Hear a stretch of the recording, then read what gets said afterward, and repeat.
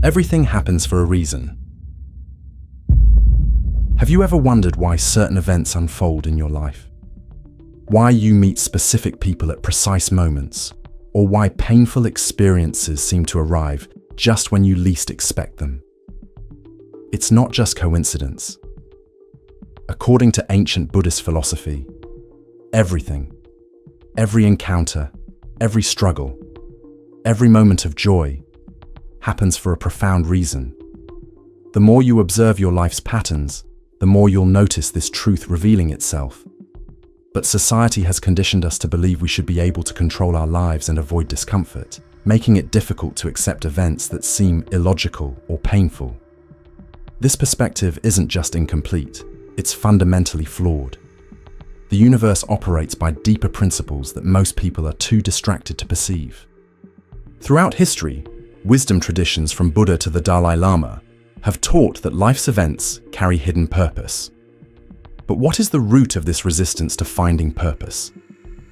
Why, instead, do so many seem to default to explanations based on external blame? The answer lies in how the human mind processes uncertainty and suffering. Think about this.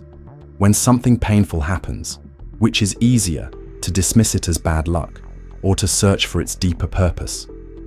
Modern psychology shows that the brain naturally seeks the path of least resistance. Accepting randomness requires nothing from us. Seeking meaning demands introspection, awareness, and growth, things that make us profoundly uncomfortable. This is the great paradox. The meaning behind life's events exists whether we acknowledge it or not, but only those who actively seek this meaning will discover it.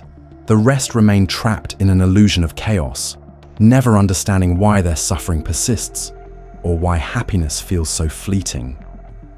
To understand why everything happens for a reason, we must first examine the fundamental principles that govern reality itself. Buddhist philosophy offers us a framework through several interconnected concepts that explain this profound truth. First is the principle of impermanence, anicca. Unlike Western thinking, which seeks permanence and stability, Buddhist philosophy recognizes that everything in existence is in constant flux. Nothing remains the same from one moment to the next. Your body, your thoughts, your emotions, all continuously changing. Even mountains slowly erode, stars eventually burn out. This impermanence isn't a flaw in the universe, it's the essential nature of reality. When we resist this truth, we create our own suffering. When we embrace it, we discover freedom. Consider your own experience. Think about how many times you've desperately tried to hold on to something, a relationship, a job, youth, health, only to feel pain when it inevitably changed. This resistance to impermanence creates intense suffering. But why does the mind resist what's natural? Because the ego, the false self, depends on permanence for its very existence. It needs to believe in stability to maintain its illusion of control. When impermanence reveals itself, the ego feels threatened, triggering fear and denial. Studies in neuroscience confirm this. When faced with change or loss, the brain's amygdala, the region responsible for processing fear, becomes highly active. This triggers a cascade of stress hormones, creating physical and emotional distress. In simple terms, our biological wiring makes us resist the very nature of reality. But those who understand impermanence see change not as an enemy, but as the vehicle for growth. Every ending creates space for new beginnings. Every loss opens pathways to new discoveries. This is why events happen as they do, to facilitate the necessary changes our evolution requires. The second principle is karma, the law of cause and effect. Despite popular misconceptions, karma isn't some cosmic punishment or reward system. It's simply the natural law that every action creates corresponding reactions. Just as a scientist understands that every physical action has an equal and opposite reaction, Buddhist philosophy recognizes that every thought, word, and deed generates energy that eventually returns to its source. What you put into the universe, consciously or unconsciously, eventually comes back to you. This explains why certain patterns repeat in your life. The person who continually experiences betrayal may be unconsciously betraying themselves or others. Those who repeatedly encounter financial struggles might hold limiting beliefs about abundance. Your external reality mirrors your internal state. This isn't mystical thinking, it's psychological reality. Modern cognitive science confirms that our perceptions and beliefs literally shape how we experience the world. We don't see reality as it is. We see it filtered through our past experiences, beliefs, and expectations. Consider confirmation bias, the well-documented tendency to notice information that confirms what we already believe while filtering out contradictory evidence. Someone who believes people can't be trusted will unconsciously look for signs of untrustworthiness in others, eventually proving their belief correct. This creates a self-fulfilling prophecy, reinforcing the original belief and strengthening the karmic cycle. This explains why certain people seem stuck in patterns of suffering. They're caught in karmic loops they don't recognize. The third principle explains why suffering persists: attachment. Buddha identified attachment as the root cause of human suffering. When we cling to specific outcomes, people, possessions, or beliefs, we create the conditions for disappointment and pain. Think about your greatest suffering. Isn't it always connected to wanting something to be different than it is? Wanting someone to love you who doesn't? Wanting to avoid pain that's already present? Wanting to control what's inherently uncontrollable? Modern psychology calls this cognitive dissonance, the mental tension that occurs when reality doesn't match our expectations. This dissonance creates profound discomfort, leading to denial, anger, or depression. Studies show that the brain experiences physical pain when facing cognitive dissonance. This is why letting go of attachments isn't just philosophically sound, it's neurologically beneficial. When we release our grip on how things should be, the brain's stress response diminishes, allowing natural well-being to emerge. This brings us to the fourth principle: acceptance. Contrary to popular belief, acceptance isn't passive resignation. It's the active recognition of reality as it is, without resistance or denial. It's seeing the truth without the distorting lens of what we wish were true.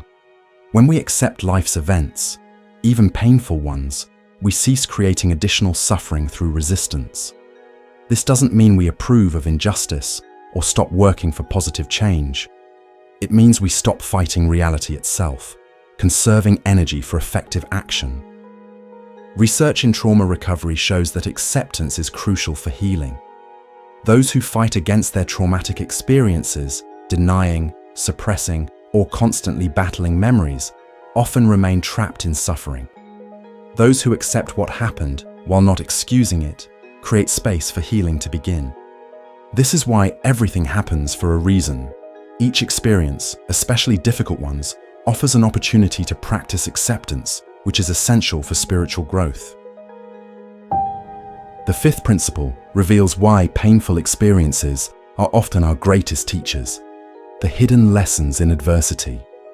Every challenge contains within it a lesson our soul needs to learn. These lessons aren't random. They're precisely calibrated to our current level of development. Notice how different people face different challenges. This isn't cosmic unfairness, it's cosmic precision. Each person receives exactly the experiences they need for their unique evolution. Consider the stories of those who've overcome tremendous hardship, childhood abuse, serious illness, devastating loss, who later say, "I wouldn't change it. It made me who I am." This isn't Stockholm Syndrome with the universe. It's recognition that suffering transformed them in ways nothing else could have. Studies in post-traumatic growth show that adversity often leads to increased compassion, greater appreciation for life, stronger personal relationships, and deeper spiritual connection. These benefits don't justify suffering, but they explain its purpose. The sixth principle is mindfulness, the practice of present moment awareness without judgment. Most people spend their lives lost in thought, barely noticing what's actually happening. They're replaying the past, worrying about the future, or mentally arguing with reality. This constant mental activity creates a veil between themselves and life's deeper meaning. Mindfulness parts this veil, allowing us to see events as they truly are, not as our conditioned mind interprets them. Neuroscience confirms that mindfulness physically restructures the brain. Regular practice increases grey matter in regions associated with learning, memory, emotional regulation, and perspective taking. It decreases activity in the default mode network, the brain system responsible for rumination and self-referential thinking. This neurological shift allows practitioners to perceive reality more clearly, unclouded by ego-centered narratives. This clarity reveals the interconnectedness of all events, making their purpose increasingly apparent. The final principle explains how we can work with life's events rather than against them: mental transformation. Buddhist philosophy teaches that the mind is malleable, capable of profound change through intentional practice. Just as a blacksmith transforms raw metal into something useful through heat and pressure, we can transform our consciousness through the intensity of life's challenges. This transformation doesn't happen automatically. It requires our participation. We must choose to learn from experience rather than merely endure it. This explains why two people can face identical circumstances, yet have completely different outcomes. One person loses their job and spirals into depression. Another uses the opportunity to discover their true calling. One person faces illness and becomes bitter. Another finds profound gratitude for each day. The difference isn't in the events themselves, but in how the mind processes them. Those who understand that everything happens for a reason approach life's challenges with curiosity rather than resistance. They ask, "What can I learn from this?" rather than, "Why is this happening to me?" But why does society resist this understanding? Why do most people cling to the belief that life is unfair? The answer lies in responsibility. Recognizing that everything happens for a reason places responsibility squarely on our shoulders. It means we can no longer blame circumstances, other people, or bad luck for our suffering. It means our happiness depends not on external conditions, but on our internal response to those conditions. This level of responsibility feels threatening to the ego, which prefers the role of victim to the role of creator. Modern culture reinforces this victimhood. We're led to believe we are at the mercy of external forces, other people's opinions, societal pressures, unavoidable circumstances. This perspective sells a sense of insecurity, promotes conformity, and keeps people reliant on external validation. It's easier to offer external solutions than to empower people to find inner strength and resilience. This is why those who understand life's deeper meaning often find themselves at odds with mainstream thinking. Their self-reliance challenges norms built on external dependence. Consider how society treats those who claim responsibility for their experience. They're often labeled naive, privileged, or delusional. How can you say everything happens for a reason? People ask, pointing to tragedy and injustice. This reaction comes from misunderstanding. Saying everything happens for a reason doesn't mean everything happens for a pleasant reason. It doesn't justify suffering or excuse those who cause harm. It simply recognizes that within even the most painful circumstances lies potential for growth that couldn't have come any other way. This is evident in countless personal stories. The entrepreneur whose business failure led to discovering their true purpose. The person whose illness prompted them to prioritize what truly matters. The relationship breakdown that forced someone to develop self-love. These aren't coincidences. They're examples of the universe providing exactly the experiences needed for growth. As the Zen proverb states, "The obstacle is the path." What appears to block our way often is the way, the precise experience needed for our evolution. But does this mean we should passively accept whatever happens, never taking action to improve our circumstances? Absolutely not. Understanding that everything happens for a reason doesn't lead to inaction. It leads to wiser action. Instead of fighting against reality, we work with it. Instead of reacting from fear or anger, we respond from wisdom and compassion. Instead of asking, "How can I escape this situation?" we ask, "How can I use this situation for the highest good?" This shift in perspective transforms our relationship with life itself. We no longer see the universe as an opponent to overcome, but as a teacher guiding our development. We recognize that comfort doesn't lead to growth, challenge does. Just as muscles develop through resistance, consciousness evolves through overcoming obstacles.